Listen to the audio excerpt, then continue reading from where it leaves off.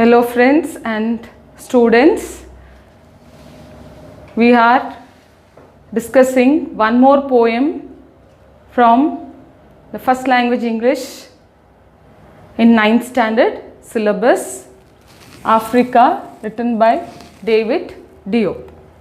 Africa is one of the famous poems of David Diop, where he explores the history of colonialism in Africa and also hopes for post-colonial life in Africa. Here, what does this colonialism mean? Colonialism means one country taking control on the another country for economical gain or trying to exploit that country economically. Best example is England's control or England's colonialism on India. So Africa is a poem which tells us the problems or the situation the people of Africa suffered because of colonialism. Here the poet connects the reader to Africa, being himself as a medium. He himself becomes a medium and connects us to the life in Africa during colonialism. And one more thing is very important in this poem is the usage of poetic devices. As we go on with the poem, we will discuss it, and in detail we will also have discussion regarding the poetic devices. But one thing we have to concentrate a lot here is the first 4 lines of the poem, wherein the poet tries to bring the abstract into life, or you see that the poet himself talks to the abstract, or you can also tell to Africa, and tries to know several things. We feel that the poet is sitting beside Africa, or the abstract thinking here you can see, and goes on talking to the country regarding the problems, and also tries to give lots of suggestions wherein he wants the people of Africa to come out of that situation, face it, and have a free life. So this is what is a simple gist I have tried to give you. Now we can see the poem in detail. Before going to the poem in detail, we will have a reading, that is a loud reading. Concentrate on the reading. Africa, David Diop. Africa, my Africa. Africa of proud warriors in ancestral savannas. Africa of whom my grandmother sings. On the banks of the distant river, I have never known you, but your blood flows in my veins, your beautiful black blood that irrigates the fields, the blood of your sweat, the sweat of your work, the work of your slavery, the slavery of your children. Africa, tell me Africa, is this you, this back that is bent, this back that breaks under the weight of humiliation, this back trembling with red scars and saying yes to the whip under the midday sun? But a grave voice answers me, impetuous son, that tree young and strong, that tree there in splendid loneliness amidst white and faded flowers. That Africa, your Africa, that grows again patiently, obstinately, and its fruit gradually acquires the bitter taste of liberty. So as we go on reading, we see lots of poetical devices, but one thing is, again, the poetic way of writing is there, but you don't see lots of divisions here regarding the paragraphs. It just goes on continuously, and you can also take it as a conversation between the poet and the country. So the poet is so touched towards his country, the problems faced by his country, even though he did not have the connection with the country. So one thing you have to know here is, the poet was not born in Africa. He was born in France, but his forefathers, they were from Africa. He only visited Africa in 1950s, but he has so much affection towards his country, and that can be observed in the first paragraph. So here, Africa, my Africa, Africa of proud warriors in ancestral savannas, Africa of whom my grandmother sings, on the banks of the distant river, I have never known you. So here he tells Africa, my Africa. So this shows the patriotism of the poet. And the last line of these 5 lines, you see, I have never known you.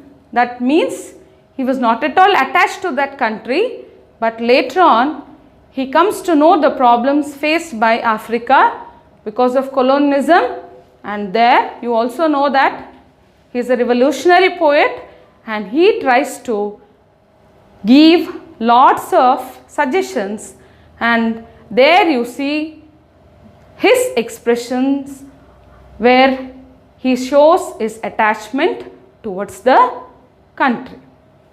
Africa, my Africa, Africa of proud warriors in ancestral savannas. So he is telling there were so many warriors who were very proud of being in Africa. So the Africa is of those proud warriors who were there in the ancestral savannas. Means he is telling that the ancestors who were there in Africa, they were all proud warriors who fought for the upliftment or the development of this country. Africa of proud warriors in ancestral savannas. Africa of whom my grandmother sings. So from where did he come to know about Africa? He came to know about Africa from the songs that were sung by his grandmother. So she used to tell many things or many aspects or many information about Africa through her songs. So she used to sing songs on the banks of the distant river. So where is it? The Africa that is very far away from the poet. Means from the place where he lived. Even then he knew about Africa because his grandmother used to sing there, which was very far away from him. I have never known you. I never knew about you, or I never had any information about you, but I came to know about you by the songs sung by my grandmother. See, here you can see the poet is speaking to Africa. So this is what we call as abstract thinking. So you cannot see that, but he is feeling as if Africa is close to him and is just going on speaking or talking to Africa. So that's what I told. The poetic device here you can observe is nothing but the epistrophe.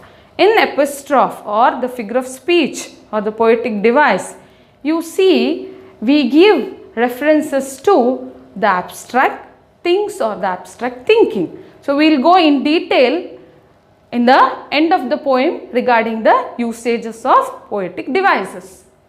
The next one, but your blood flows in my veins, your beautiful black blood that irrigates the fields, the sweat, the blood of your sweat, the sweat of your work, the work of your slavery, the slavery of your children.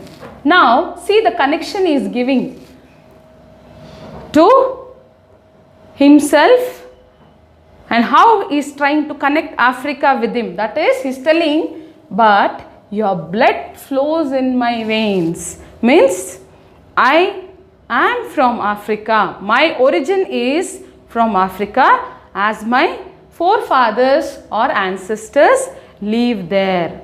That's why my blood, whatever is flowing in my veins, that is connected to you. But your blood flows in my veins. Your beautiful black blood that irrigates the fields. Now what is this beautiful black blood that irrigates the fields?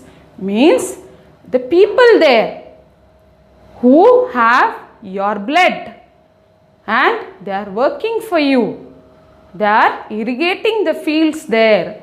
They are working for the development of the country. The blood of your sweat.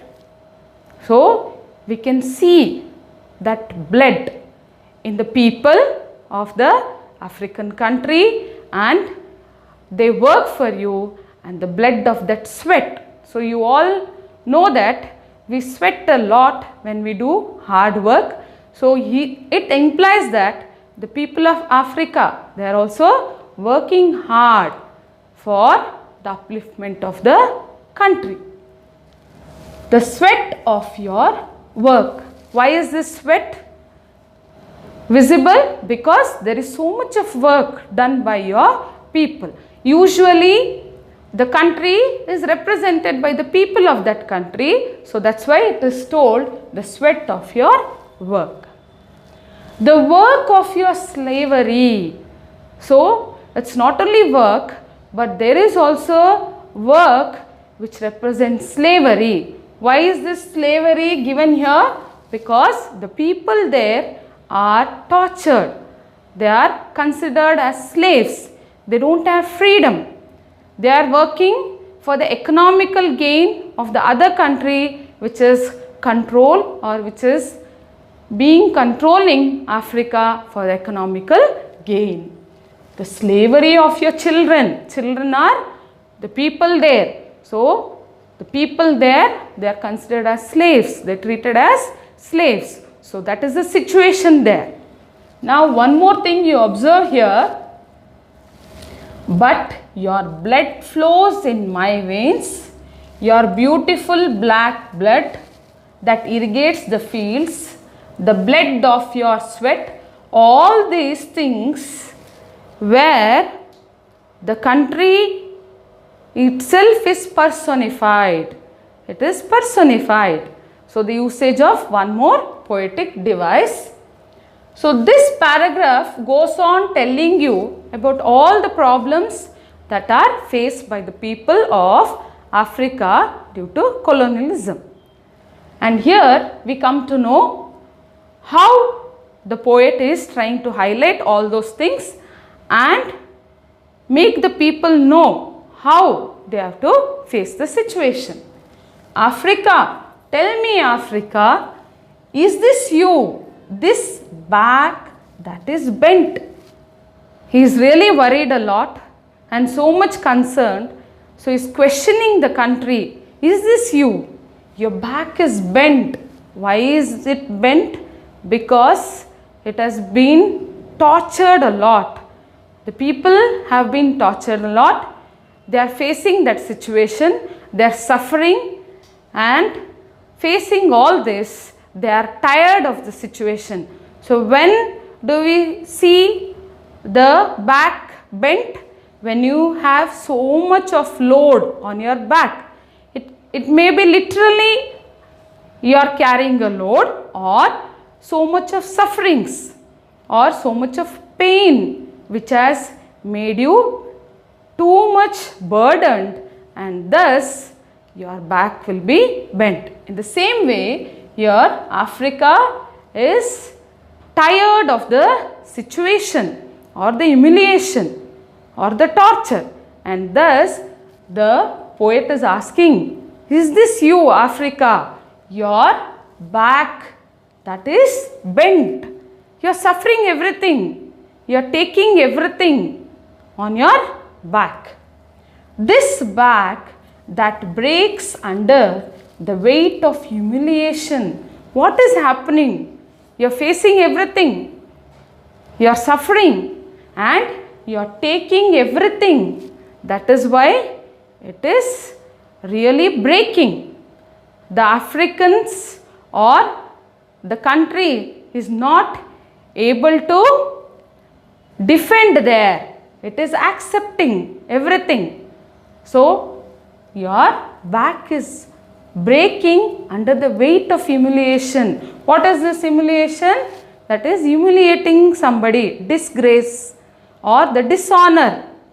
Because of lots of dishonor, the country is really to a stage where it is tired of facing everything, and that weight is on the country, or it is bearing the weight, and the weight is too much. This back trembling with red scars. What has happened? The country is facing so much of pain, and the back, it is trembling because of red scars. Red scars is nothing but the reddish color on your skin or maybe on your back because of too much of pain which is faced by continuous beatings or maybe facing the situation. That is a comparison here. This back trembling with red scars and saying yes to the whip under the midday sun. Now back again you can just see it refers to the back of the people there. The back which is trembling because they are working hard. And how are they working? They are working under the midday sun. You all know that the midday sun will be always very bright. That is a hot sun. They are made to work under that midday sun.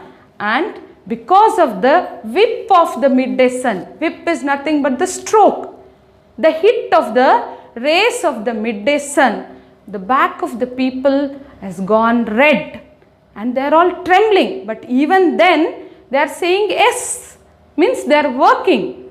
They are working too much, or you can also see that they are trying to face the situation. They are strong to face the situation. And saying yes to the whip under the midday sun. But a grave voice answers me. Even the situation is such a drastic one, there is a grave voice which is answering my question. Grave is a serious one. Grave means a serious voice which is awaiting a change. There is a serious voice which is answering me. Impetuous sun, that tree young and strong, that tree there in splendid loneliness amidst white and faded flowers. So what is this impetuous sun? So it is, impetuous means taking some decision suddenly, impetuous, without thinking. So there is a voice which is answering, which has already taken a decision, and who is it referring to? Whose is that voice? That is nothing but the voice of the youngsters in Africa. The voice of youngsters in Africa. And they are answering. See, that is why the reference here, impetuous son, that tree young and strong. So, there is voice. There is a voice from the youngsters. And those youngsters are called as tree, who are young and strong. So, one more poetic device, that is metaphorical usage. That tree there. So, the youngsters are there in our country. In splendid loneliness amidst white and faded flowers. Now, these youngsters are standing majestically. Splendid means nothing but grand, majestic. They are standing majestically. But how is it visible to all of us? Even though they are standing, they are facing, but we feel that they are lonely. They are standing lonely there. Amidst is nothing but the mid, or they are surrounded by white and faded flowers. So, what is this reference? It is very important. White and faded flowers are none other than the people of the country who are controlling Africa. Who are controlling Africa. So, now even though there are so many people who are torturing the people of Africa, they might have been strong before, but now they are becoming faded flowers. They are drying. Why is it? Because the youngsters of Africa, they are also standing majestically, and they have so much of courage to face this colonialism in Africa. That Africa, your Africa. So, now this paragraph you have to observe here. This is nothing but the answer given by the country to the poet or the writer. So, that's why that Africa, your Africa means the youngsters of Africa. They are there. They are facing the situation that grows again patiently, obstinately. Now, they are also ready. The Africa is also trying to grow. How are they growing, or how are they facing the situation? That is patiently and obstinately. So, obstinately means they are very stubborn. They want to gain back their Africa. They have that stubbornness in them. That's why they are also growing again patiently and obstinately. And its fruit gradually acquires. See, whatever is done patiently, and when you have that will that you have to do it, then surely you will get the fruit of it. But it is not at once, but gradually. So, whatever is faced and whatever they are doing patiently, they are very sure that they are going to get the fruit gradually. Now, here you can see the poet is trying to encourage the Africans. So, they are facing it, and surely they are going to get the result of this. See the continuation of that line, the bitter taste of liberty. Even though they are facing so much of pain, which is very bitter, but surely they are going to get the fruit of liberty. Means they are going to get that liberty, nothing but the freedom.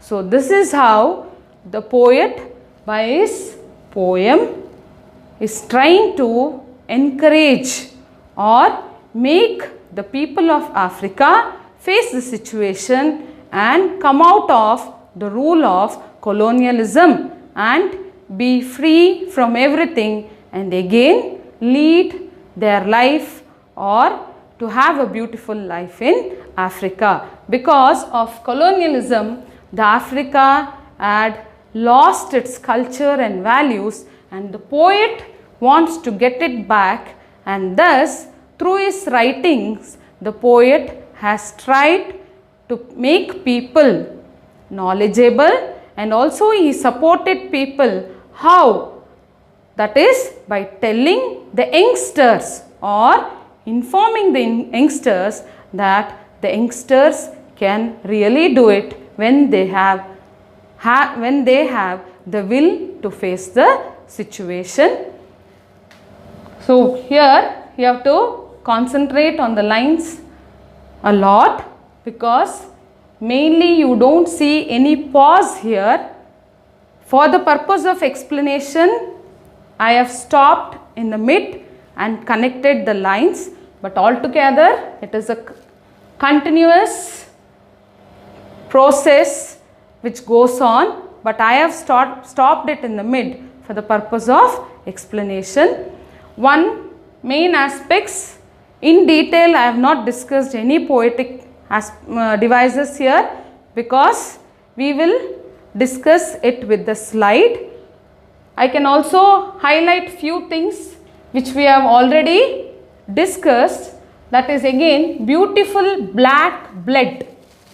This is alliteration, where you see the repetition of the same sound, beautiful black blood. So I have discussed about apostrophe, personification, metaphorical usage and alliteration. In detail, I will give you the information about the poetic device at the end of the poem with the slide. Let's start with the slide. Now let us concentrate on the poetic device used in the poem, that is figure of speech. First example from the poem, the lines of the poem. Africa, my Africa, Africa of proud warriors in ancestral savannas, Africa of whom my grandmother sings. All these three lines from the poem, it is the figure of speech you can see here, that is apostrophe. What is this apostrophe? What is the definition? To speak to a dead or absent person or to an inanimate object or abstract idea. Okay, how does this definition can be understood? These three lines, that is what you have to concentrate. Africa, my Africa, Africa of proud warriors in ancestral savannas, Africa of whom my grandmother sings. Here you can see that Africa, which is a country, it is being referred as a person, or you can also take it as an abstract idea. So thus we call it as the apostrophe. Africa, my Africa. So he is referring it as it is very close to him or to the people of Africa. Thus the usage here you call it as apostrophe. Next one. Your beautiful black blood that irrigates the fields. The blood of your sweat, the sweat of your work, this back that is bent. So all these lines here also you can see a different usage of figure of speech. The usage here, what you see is personification. Personification is when you give an animal or object qualities to the inanimate one or to the things which are not living. So here, your beautiful black blood that irrigates the fields. So here one is referring Africa as your and referring that irrigates the fields. The other one is the blood of your sweat. So again one more quality wherein you refer to human beings. The sweat of your work. So that is also the reference to human beings. This back that is bent. The back reference also is a reference to human beings. So all these lines you see the reference of the qualities or the characteristics that you find in human beings. So thus you can see the usage of personification. You can see the definition once again, that is the qualities or the abilities that only a human can have. It is used to bring non-human things to life.